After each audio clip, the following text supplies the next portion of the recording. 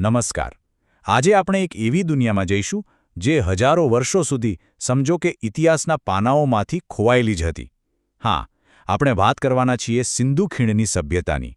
એક એવી સંસ્કૃતિ જે પોતાના સમય કરતાં એટલી બધી આગળ હતી કે એના વિશે જાણીને આજે પણ આપણને નવાઈ લાગે છે.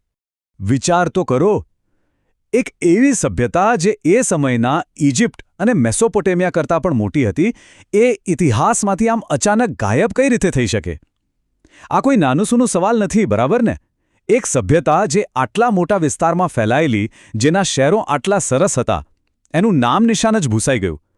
આ જ આપણી આખી વાતચીતનો મુખ્ય મુદ્દો છે. તો સવાલ એ છે કે આ બધી વાત શરૂ ક્યાંથી થઈ? કેવી રીતે આપણને ખબર પડી કે આવી કોઈ મહાન સભ્યતા અસ્તિત્વમાં હતી પણ? ચાલો, આપણી આ શોધના પહેલા ભાગમાં એ જ જોઈએ કે પહેલી કડીઓ ક્યાંથી અને કેવી રીતે મળી. તમે માનો લગભગ 100 વર્ષ સુધી તો આ જગ્યાઓ ખાલી માટીના ટેકરા જ હતી. પહેલીવાર 1826માં ચાર્લ્સ મેસન નામના એક અંગ્રેજની નજર એના પર પડી. પણ ખરી રમત તો શરૂ થઈ 1921માં, જ્યારે દયારામ સાહાનીએ હડપ્પામાં વ્યવસ્થિત ખોદકામ શરૂ કરાવ્યું. અને એના બરાબર એક જ વર્ષ પછી 1922માં આર.ડી. બેનર્જીએ મોહેંજો-દડો શોધી કાઢ્યું. બસ એ દિવસથી ભારતનો ઇતિહાસ હંમેશા માટે બદલાઈ ગયો. અને આ કોઈ નાની-સૂની સભ્યતા નહોતી હો. એનો વિસ્તાર હતો લગભગ 13 લાખ ચોરસ કિલોમીટર. આંકડો સાંભળીને જ નવાઈ લાગે. એનો આકાર પણ લગભગ ત્રિકોણ જેવો હતો. વિચારો, છેક ઉત્તરમાં જમ્મુથી લઈને દક્ષિણમાં મહારાષ્ટ્ર સુધી. આ તો એક આખું સામ્રાજ્ય જ કહેવાય. પણ હવે સવાલ એ થાય કે પુરાતત્વવિદોને ત્યાં એવું તો શું મળ્યું કે આખી દુનિયા આશ્ચર્યમાં પડી ગઈ? જવાબ એક જ શબ્દમાં: એમના શહેરો. આ શહેરો એમના સમયના શહેરી આયોજનના માસ્ટરપીસ હતા. જો આ વાક્ય ઘણું બધું કહી જાય છે. એમની સાચી ઓળખ કોઈ મોટા મંદિરો કે રાજા મહારાજાના મહેલોથી નથી બની. ના, એમની ઓળખ છે એમના સુવ્યવસ્થિત શહેરો, એમની ખાસ પ્રકારની ઈંટો અને એ જમાનાની સૌથી આધુનિક ગટર વ્યવસ્થાથી. આ શહેરો કંઈ આડેધડ નહોતા બની ગયા. બધું જ એકદમ પ્લાનિંગ સાથે હતું. રસ્તાઓ જુઓ તો એકબીજાને બરાબર કાટખૂણે કાપે, જેને આપણે ગ્રીડ સિસ્ટમ કહીએ. દરેક ઘરમાં પોતાનું શૌચાલય, અને એ પણ ભૂગર્ભ ગટર સાથે જોડાયેલું. અને સૌથી મોટી વાત, આટલા મોટા વિસ્તારમાં ફેલાયેલી આખી સભ્યતામાં એક જ માપની ઈંટો વપરાતી હતી. આ લેવલનું સંગઠન એ જમાનામાં ખરેખર અકલ્પનીય છે. આનાથી જ ખબર પડે છે કે આ લોકો પોતાના સમય કરતાં કેટલા આગળ હતા. એક તરફ જ્યારે દુનિયાની બીજી મહાન સભ્યતાઓ જેમ કે ઇજિપ્ત અને મેસોપોટેમિયા એમના શહેરો વાંકાચૂકા રસ્તાઓ સાથે જેમ તેમ વિકસાવી રહ્યા હતા, ત્યારે અહીં સિંધુ ખીણના લોકો એન્જિનિયરિંગના પક્કા સિદ્ધાંતો પર શહેરો વસાવી રહ્યા હતા. જબરજસ્ત ફરક છે. સારું, શહેરો તો એકદમ જોરદાર હતા, પણ એમાં રહેતા લોકો કેવા હતા? એમનું જીવન કેવું હતું? ચાલો, હવે એમના વિશે જાણીએ. એમણે જે ચીજવસ્તુઓ પાછળ છોડી છે, એના આધારે એમના જીવનની એક ઝલક મેળવીએ. જે પુરાવા મળ્યા છે એ બહુ રસપ્રદ છે. એવું મનાય છે કે એમનો સમાજ માતૃપ્રધાન હશે, કારણ કે માતા દેવીની ઘણી મૂર્તિઓ મળી છે. અને હા, એ લોકો ખૂબ શાંતિપ્રિય હશે, કારણ કે હથિયારો તો લગભગ નહિવત જ મળ્યા છે. બીજું, આખી દુનિયામાં કપાસની ખેતી કરનારા એ લોકો પહેલા હતા. અને એમનો વ્યાપાર એ કંઈ ખાલી આજુબાજુના ગામડાઓ પૂરતો નહોતો, પણ છેક વિદેશો સુધી ફેલાયેલો હતો. અને એના માટે એમની પાસે 16ના ગુણાંકવાળી એકદમ પાક્કી માપતોલ સિસ્ટમ પણ હતી. અને એમના આંતરરાષ્ટ્રીય વ્યાપારની વાત કરીએ તો આપણી પાસે એનો પાક્કો પુરાવો છે. મેસોપોટેમિયાના જૂના લખાણોમાં મેલુહા નામની જગ્યાનો ઉલ્લેખ વારંવાર આવે છે. મોટાભાગના ઇતિહાસકારોનું માનવું છે કે આ મેલુહા એટલે બીજું કોઈ નહીં પણ આપણો સિંધુ ખીણનો પ્રદેશ. આનાથી સાબિત થાય છે કે બંને સભ્યતાઓ વચ્ચે વેપાર ધમધમતો હતો.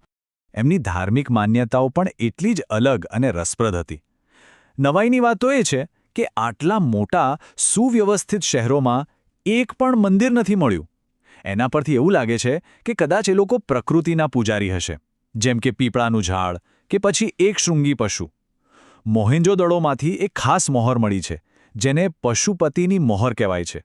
ઘણા માને છે કે ભગવાન શિવનું આદિ સ્વરૂપ છે. અને હા, જે સ્વસ્તિકનું ચિહ્ન આપણે આજે પણ વાપરીએ છીએ, એની ભેટ પણ આ જ સભ્યતાએ આપી છે. ચાલો, હવે આપણી આ શોધને થોડી નજીક લાવીએ, આપણા ગુજરાતમાં. કારણ કે આ મહાન સભ્યતાના કેટલાક સૌથી અનોખા અને મહત્ત્વના સ્થળો આપણા ગુજરાતમાંથી જ મળી આવ્યા છે.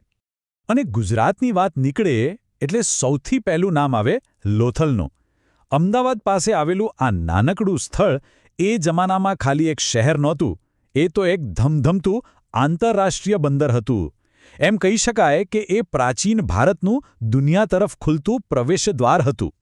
લોથલમાંથી જે પુરાવા મળ્યા છે ને એ ખરેખર અદ્ભુત છે. અહીં દુનિયાનું સૌથી જૂનું ડોકયાર્ડ મળી આવ્યું છે, મતલબ કે જહાજો માટેનો ગોદીવાળો.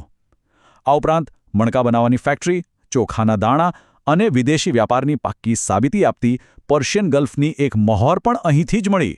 અને એક જોડિયા કબર પણ મળી છે, જે એમના સામાજિક રિવાજો વિશે આપણને વિચારતા કરી દે છે. હવે લોથલથી આપણે જઈએ સીધા કચ્છના વિશાળ રણમાં, જ્યાં એક અજાયબી આપણી રાહ જોઈ રહી છે: ધોળાવીરા. આ સ્થળ એટલું ખાસ છે કે હમણાં જ એને યુનેસ્કોએ વર્લ્ડ હેરિટેજ સાઇટનો દરજ્જો આપ્યો છે, અને એનું કારણ છે એની અજોડ રચના અને એન્જિનિયરિંગ. જુઓ, મોટાભાગના હડપન શહેરો બે ભાગમાં વહેંચાયેલા હતા, એક કિલ્લો અને બીજું નીચલું નગર. પણ ધોળાવીરા આ મામલે એકદમ અલગ છે. આ એકમાત્ર એવું શહેર છે જે 3 ભાગમાં વહેંચાયેલું હતું. પણ એની અસલી ઓળખ, એની સૌથી મોટી ખાસિયત છે એની વોટર મેનેજમેન્ટ સિસ્ટમ. રણની વચ્ચે હોવા છતાં એમણે વરસાદના પાણીના એક એક ટીપાને બચાવવા માટે મોટા મોટા જળાશયો બનાવ્યા હતા. આ એમની એન્જિનિયરિંગ પ્રતિભાનો કદાચ સૌથી શ્રેષ્ઠ નમૂનો છે. તો આપણે એમની સિદ્ધિઓ તો ઘણી જોઈ લીધી, પણ હવે વાત કરીએ એ સવાલોની જેના જવાબ હજી સુધી કોઈની પાસે નથી.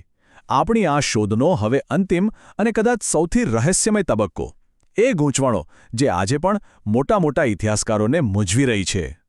અને આ છે સૌથી મોટું રહસ્ય: એમની લિપિ. હા, હડપ્પન લોકો લખી વાંચી શકતા હતા. એમની પોતાની એક લિપિ હતી જે ચિત્રો જેવી દેખાય છે. પણ તકલીફ એ છે કે આજ સુધી દુનિયાનો કોઈ પણ વિદ્વાન આ લિપિને ઉકેલી શક્યો નથી. વિચારો, હજારો મહોરો પર કંઈક લખેલું છે, પણ શું લખ્યું છે એ આપણે જાણતા નથી. એમના રહસ્યો જાણે એક તાળામાં બંધ છે, જેની ચાવી હજી મળી નથી. અને આ લિપિને ઉકેલવી વધારે અઘરી એટલા માટે પણ છે કારણ કે એને લખવાની રીત બહુ અજીબ છે. એને બોસ્ટ્રોફેડન સ્ટાઇલ કહેવાય છે. મતલબ કે પહેલી લાઇન જમણી બાજુથી ડાબી બાજુ લખાય, અને પછી બીજી લાઇન ડાબી બાજુથી જમણી બાજુ, જેમ ખેતરમાં બળદ હળ ચલાવતો હોય. જો કોઈ દિવસ આપણે આ કોડ તોડી શકીએ તો કદાચ સિંધુ ખીણના બધા જ રહસ્યો પરથી પડદો ઉઠી જશે. તો પછી આટલી મહાન સભ્યતાનો અંત કેવી રીતે થયો? આ એક એવો સવાલ છે જેના પર કોઈ એકમત નથી. જુદા જુદા વિદ્વાનો જુદી જુદી થિયરી આપે છે. કેટલાક કહે છે કે નદીઓમાં ભયંકર પૂર આવ્યા અને બધું તબાહ થઈ ગયું, તો કેટલાક મોર્ટિમર વ્હીલર જેવા ઇતિહાસકારો આર્યોના આક્રમણને જવાબદાર ગણાવે છે. અને આજકાલ જે સૌથી વધુ મનાતી થિયરી છે એ છે ક્લાઇમેટ ચેન્જની, કે ચોમાસું બદલાયું, સરસ્વતી જેવી મોટી નદીઓ સુકાઈ ગઈ અને લોકોએ ત્યાંથી હિજરત કરવી પડી. બની શકે કે સાચો જવાબ આ બધા કારણોનું કોઈ મિશ્રણ હોય. એક છેલ્લો સવાલ: હડપ્પન લોકો ભલે ઇતિહાસમાં ખોવાઈ ગયા, પણ શું એમના વિચારો પણ એમની સાથે જ ખતમ થઈ ગયા? શું એમની દુનિયાના કોઈ પડઘા આજે આપણી આસપાસ સંભળાય છે? જરા વિચારવા જેવી વાત છે. ભલે એમના શહેરો આજે ખંડેર છે અને એમની લિપિ આપણે વાંચી શકતા નથી, પણ બની શકે કે એમની કેટલીક પરંપરાઓ, એમના પ્રતીકો અને એમના વિચારો આજે પણ આપણા સમાજમાં, આપણી સંસ્કૃતિમાં ક્યાંક ને ક્યાંક જીવંત હોય. સિંધુ ખીણના આ રહસ્યમય પ્રવાસમાં મારી સાથે જોડાવા બદલ આપ સૌનો આભાર. ઇતિહાસ આવા જ રહસ્યોથી ભરેલો છે અને દરેક નવી શોધ આપણને આપણા મૂળની વધુ નજીક લઈ જાય છે. આજની આ રજૂઆત ડૉક્ટર સંજય પરમાર, જામનગર દ્વારા તૈયાર કરવામાં આવી હતી.